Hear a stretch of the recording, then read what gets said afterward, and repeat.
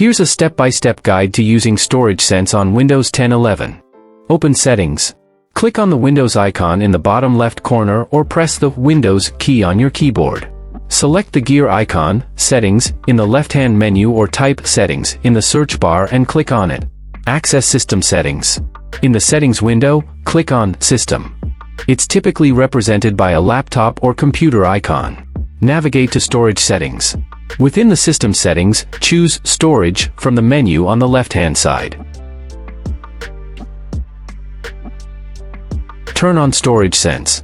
Locate and toggle the switch labeled Storage Sense to turn it on. You'll see an explanation of what Storage Sense does, such as deleting temporary files and items in the recycle bin to free up space.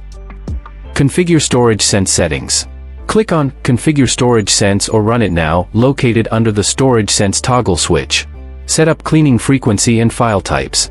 In the Storage Sense settings, you can choose how often Storage Sense runs to free up space, every day, every week, every month, or when space is low.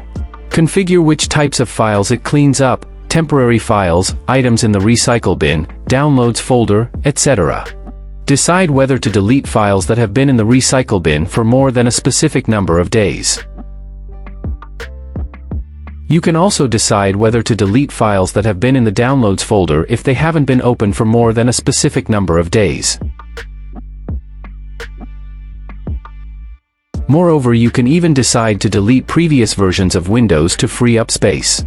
These let your PC go back to previous version of Windows. Save settings. Once you've adjusted the settings according to your preferences, you can close the settings window.